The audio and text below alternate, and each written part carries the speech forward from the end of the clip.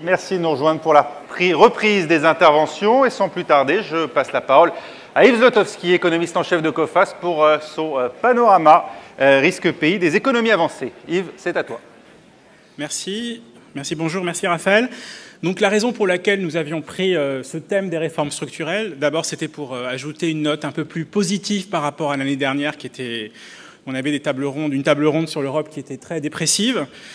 C'est aussi parce que cette question des réformes a vraiment un impact très important aujourd'hui sur la conjoncture. Les pays sont différenciés justement parce que les ajustements, les réformes sont très différentes d'un pays à l'autre. En tous les cas, on peut dire que la bonne nouvelle pour les pays avancés, c'est que dans certains cas, les risques s'améliorent et dans le pire des cas, les risques se stabilisent, ce qui est une bonne chose. Et l'économie qui incarne pour nous le mieux ce rétablissement, c'est certainement les États-Unis. Alors, je vous rappelle que pour nous, le risque pays, c'est vraiment l'impact des évolutions économiques, financières, politiques sur le risque de crédit des entreprises. Et s'il y a un maillon fort dans l'économie américaine, c'est bien les entreprises. Alors, j'ai essayé d'illustrer par ces deux graphiques. Vous voyez à gauche la dynamique des profits. Le bleu, c'est les États-Unis, où ils se sont rétablis très vite. Et puis un petit chiffre aujourd'hui, les profits rapportés au PIB des entreprises américaines, c'est 12,5%. Pour la France, c'est 6,5%. Et aux États-Unis, c'est un niveau historiquement record. Mais c'est le graphique de droite qui incarne encore mieux cette situation très saine des entreprises américaines. Vous voyez la barre bleue, c'est le niveau de dette des entreprises fin 2013.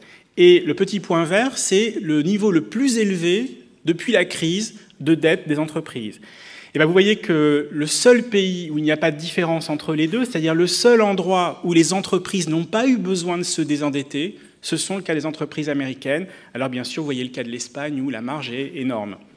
Alors, donc on a des entreprises qui sont rentrées dans la crise avec des bilans très assainis. Évidemment, contrairement aux autres acteurs de l'économie américaine, contrairement à l'État, contrairement aux banques et bien sûr contrairement aux ménages. Mais ces ménages, ils se sont eux beaucoup assainis depuis la crise. La dette des ménages a beaucoup baissé. Et on voit aujourd'hui que la consommation des ménages, depuis à peu près le deuxième trimestre 2010, c'est en moyenne 2,3% contre 3% avant la crise. C'est un niveau très enviable.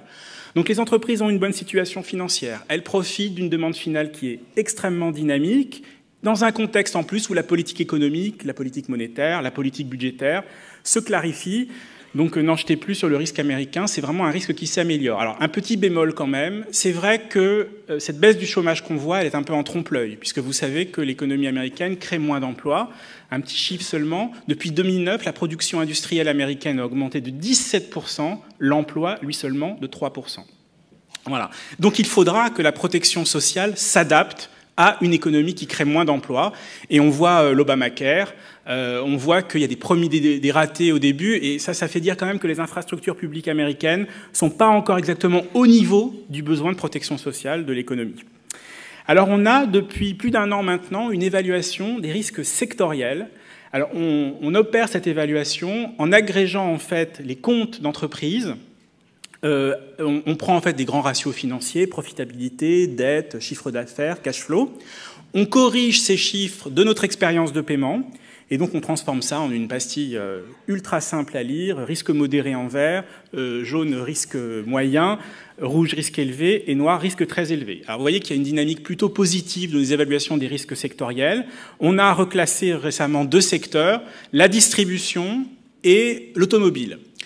Alors, pour toutes les raisons que j'ai dites, bon niveau de consommation, très forte profitabilité. Il y a aussi autre chose qui apparaissait dans le débat ce matin, c'est la question des coûts.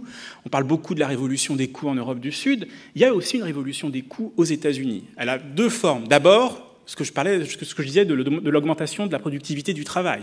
Aujourd'hui, les entreprises américaines produisent plus avec moins de personnes, puisqu'on voit que le taux d'emploi n'augmente pas beaucoup. Et le deuxième élément, bien sûr, c'est la révolution des gaz de schiste. En 6 ans, le prix du gaz aux États-Unis a été divisé par 4.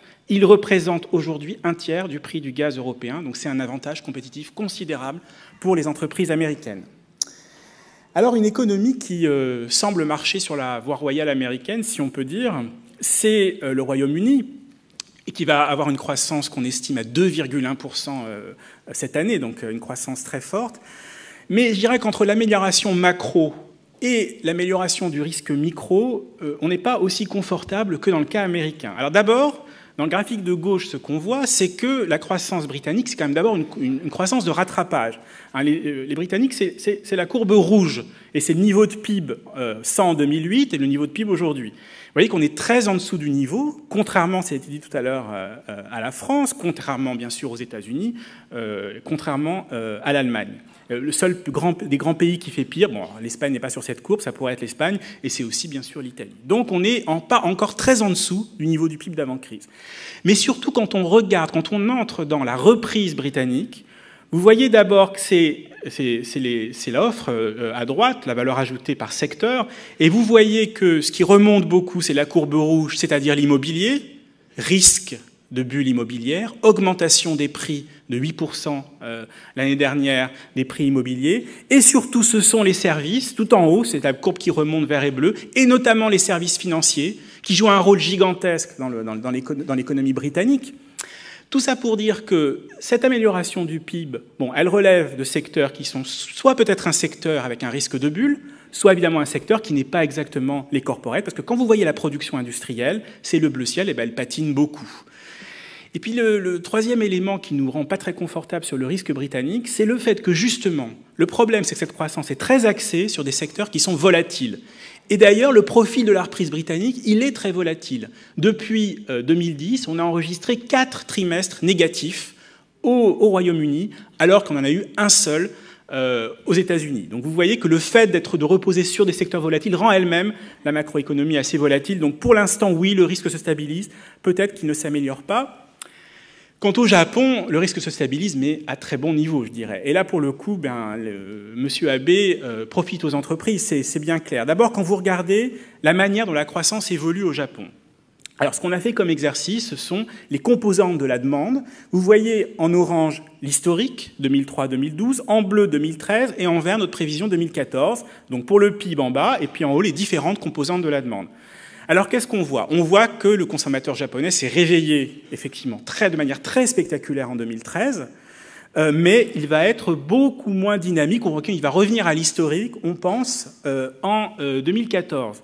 Pourquoi? C'est la courbe de droite. Qu'est-ce qui a boosté la consommation cette année au Japon? C'est l'incroyable courbe bleu ciel, le Nikkei, qui a explosé, donc effet de richesse, les ménages japonais. Et puis surtout, c'est la courbe rose, c'est-à-dire ce qui baisse, c'est le taux d'épargne. Et oui, les Japonais ont désépargné. Par contre, quand vous regardez la courbe verte, les salaires, c'est très flat. Pour l'instant, l'Abenomics ne s'est pas transmis aux salaires. Et d'ailleurs, le Premier ministre Abe a fait une déclaration la semaine dernière pour dire qu'il faut aujourd'hui absolument que les salaires augmentent. Regardez par contre la courbe des profits des entreprises, explose littéralement, mais ces profits ne sont pas distribués au salaire. Ils sont distribués à la dette, les entreprises japonaises remboursent leur dette, ils sont en partie distribués à l'investissement, les entreprises japonaises réinvestissent un peu, mais ils ne se transmettent pas au salaire. Donc je dirais que pour le moment, les Abenomics, je dirais, eh bien, ça profite à des entreprises qui sont déjà bonnes, mais ça ne fait pas encore réellement sortir le Japon du piège déflationniste. En tout cas, la question est ouverte. On verra ce qu'il en sera en 2014. Alors, en revanche, une économie qui ressemble beaucoup au Japon en matière de régime de croissance, c'est l'Allemagne. Et là, pour le coup, on parlait des changements structurels. La croissance allemande change de manière assez drastique. Vous voyez, on a fait le même exercice en comparant l'historique et nos prévisions des composantes de la demande. Alors d'abord, regardez ce qu'on prévoit pour l'Allemagne en 2014, un niveau historiquement élevé, 1,7%, c'est une croissance très forte pour l'Allemagne. Et bien sûr, ce que vous voyez progresser de manière spectaculaire, c'est le consommateur, qui était très peu présent historiquement, contribué à 0,2 points, 2013 0,6, 2014 0,9. Le consommateur allemand revient, il dépense, parce que d'ailleurs les salaires ont augmenté en Allemagne. Et donc en gros, l'Allemagne, eh bien, elle marche sur ses deux jambes. Elle marche sur sa demande intérieure, mais aussi sur les exportations un petit peu, puisque certes, elles ont beaucoup souffert en 2013 à cause de la récession en zone euro, mais grâce à la reprise, même molle, de la France, de l'Italie, de l'Espagne, on va avoir une contribution positive des exportations. La macro s'améliore, à gauche, à droite, la micro s'améliore aussi. Vous voyez la courbe des faillites, du nombre de faillites en bleu, baisse, moins 9% en rythme annuel. Et quand on regarde le coût des faillites, c'est-à-dire la dette fournisseur et la dette bancaire des entreprises allemandes, ça baisse aussi, moins 0,6%. Bon, là aussi, n'en jetez plus sur l'Allemagne. On a déjà vu que les entreprises étaient très profitables, très bien capitalisées, de taille critique. Et puis, ça a été dit aussi, donc je ne rajoute pas l'argument. C'est vrai que ce qui est très spectaculaire, c'est ces fameuses ETI. On pourrait regarder l'argument inverse. Ce qui est remarquable en Allemagne par rapport à l'Europe du Sud, c'est la très faible intensité en TPE. Et très souvent, l'importance des TPE rend souvent le risque de crédit plus élevé. On le voit en Europe du Sud. Juste un petit chiffre, les 0,9 salariés d'entreprise de 0 à 9 salariés, c'est 81% du nombre total des entreprises en Allemagne, c'est 94% du nombre total d'entreprises en France. Bon bref, de très bonnes nouvelles aussi qui sont assises sur une solidité structurelle. Alors, donnons-nous du courage et disons des choses positives sur la France. Alors, on va trouver des bons chiffres. Regardez à gauche d'abord le coût des faillites. Le coût des faillites, donc, c'est la dette fournisseur et la dette bancaire des entreprises en défaillance. Eh bien oui, nous faisons mieux que nos voisins allemands. Ils ont des grosses entreprises, donc leurs faillites leur coûtent très cher. Nous, on a plutôt des petites entreprises, donc nos faillites coûtent moins cher. Bon, c'est plutôt déjà une bonne chose. Plus sérieusement, regardez cette courbe orange qui est effectivement la dynamique du coût des faillites. Et le risque français nous faisait très très peur, je dirais, fin 2012, début 2013, parce qu'il y avait quelque chose où on voyait une augmentation de la taille moyenne des entreprises en défaillance qui est exprimée par cette montée de la courbe orange. On voyait de plus en plus de grands acteurs dans l'agroalimentaire, dans la distribution, faire défaillance. Évidemment, ce que ça veut dire, c'est que l'impact systémique des défaillances est plus fort. Impact en termes de coûts, mais aussi impact en termes d'emploi, donc impact sur le chômage. Ce que l'on voit à partir du milieu de l'année, même si la courbe est un peu volatile, c'est comme une stabilisation du coût, c'est-à-dire un retour à une situation plus normale, peut-être pas glorieuse, mais une situation où ce sont plus les PME qui font faillite. Donc vous voyez que ça, c'est vraiment un retour, je dirais, à une situation plus typique des entreprises françaises. Et puis continuons à se donner du courage. Et regardez ce magnifique graphique à gauche, où on voit la consommation des ménages. Regardez le niveau 100 en 2008. Eh bien, seule l'Allemagne fait mieux que nous. Vous voyez que fin 2014, on sera très au-dessus de notre niveau. La consommation résiste. C'est pour ça d'ailleurs que la France a une croissance qui résiste plutôt. Et comparaison de terribles ajustements qui a eu lieu en Europe du Sud. Regardez les courbes italiennes, espagnoles, portugaises, où effectivement la demande interne s'est complètement écroulée. Je dirais que nous avons évité ces ajustements douloureux. Bon, alors si on retourne au slide et que maintenant, précédent, et qu'on devient un peu plus réaliste, voyons maintenant ce qui fait mal. Ce qui fait mal, bien sûr, c'est le nombre de faillites. Vous voyez qu'on est presque au niveau du nombre de faillites record de 2009, pas loin de 63 000 faillites. Donc ça, c'est vraiment inquiétant. Bien sûr, d'abord, c'est toujours à la hausse. Et un des problèmes de la France, c'est que certes, la croissance est résiliente, mais elle n'est pas assez forte pour faire baisser cette courbe bleue.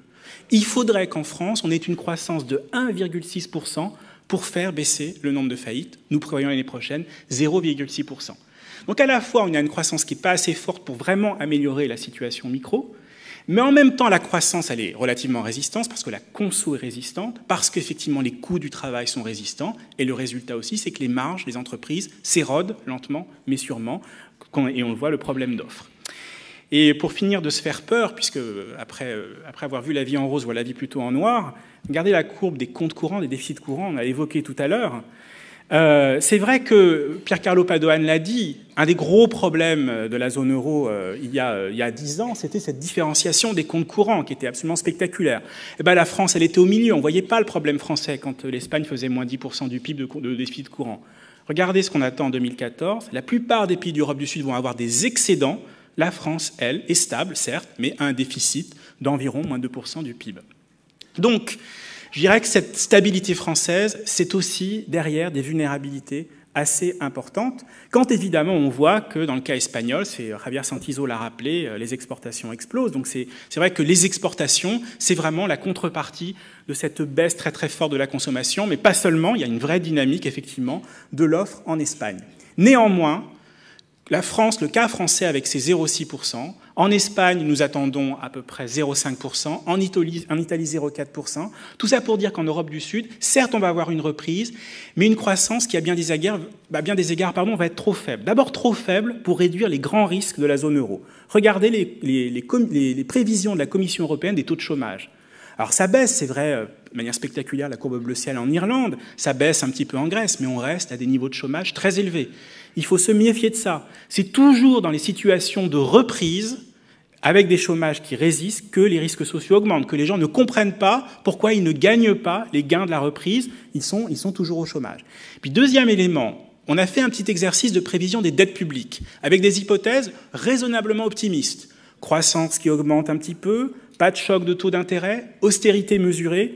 Vous voyez, en 2018, on reste avec des dettes publiques extrêmement élevées, souvent au-delà de 100% du PIB. Je dis 100% du PIB parce que c'est souvent la limite psychologique où le risque souverain est considéré comme élevé. Donc ces grands risques sociaux, macro-financiers, ils restent quand même en arrière-plan de la zone euro. D'ailleurs, c'était le message final de l'allocution de Jean-Claude Trichet. Ce sont des chiffres qui ne mentent pas. Et puis aussi, et je l'ai dit, dans bien des cas, on a fait cet exercice donc, de point mort des faillites pour la France. Dans d'autres cas aussi, le taux de croissance qu'on attend est trop faible pour faire baisser significativement le nombre de faillites. Vous regardez en bleu ce taux de croissance idéal, et vous voyez en vert ce qu'on prévoit. Donc vous voyez que dans le cas du Royaume-Uni, dans le cas de la France, je l'ai dit, mais aussi dans le cas de l'Italie, on sera à des taux de croissance plus faibles que ce point mort des faillites. Encore ces deux pays qui performent pas trop mal, qui y sont presque, les États-Unis et l'Allemagne. Et le cas très atypique du Japon, les entreprises japonaises peuvent supporter une récession, une contraction du PIB. Il ne faut faire que moins 0,7% pour permettre aux faillites de baisser au Japon. Les entreprises japonaises sont très très solides. Et sur le risque sectoriel, je vous avais présenté un tableau plutôt positif sur les États-Unis. Là aussi, vous voyez qu'on est dans des situations où le risque se stabilise, mais pas d'amélioration franche. On a encore des risques très élevés dans l'automobile, dans les métaux, et on n'a aucun secteur en Europe de l'Ouest qui est évalué comme risque modéré. Mais disons qu'au moins, on arrête de dégrader les risques sectoriels, on est plutôt en stabilisation. Alors quand on regarde, pour conclure nos évaluations pays, je vous rappelle que nous mesurons le risque de crédit des entreprises en 7 rangs, A1, A2, A3, A4, B, C, D. Eh bien, des bonnes nouvelles. La surveillance positive sur les États-Unis, il va apparaître, j'espère tout de suite, voilà, qu'on a mis il y a 3 mois, donc évidemment conforté par toutes les bonnes nouvelles macroéconomiques, mais aussi microéconomiques sur les États-Unis. Nous annonçons donc la surveillance positive sur l'évaluation pays A2 de l'Allemagne et de l'Autriche. Croissance pour ces deux pays de 1,7% cette année, baisse des défaillances, faible chômage, donc une situation favorable, et puis le reclassement de l'Irlande. Vous voyez que l'Irlande va aussi avoir une croissance de 1,7%. Ces exportations vont profiter de la bonne tenue de la demande britannique, de la bonne tenue de la demande américaine. On sent un frémissement du côté de la demande interne, et bien sûr les succès financiers de l'Irlande et la sortie du programme de la Troïka, avec une conditionnalité qui a été bien remplie. Alors l'Europe du Sud, petite vision rapide rétrospective pour conclure. Grèce et Espagne, depuis 2007, ont perdu 4 crans dans notre évaluation pays. Portugal et Italie ont perdu 3 crans. France a perdu 3 crans. La bonne nouvelle, c'est que cette descente aux enfers, elle est terminée. Voilà, c'est comme ça que je conclue. Merci. Merci.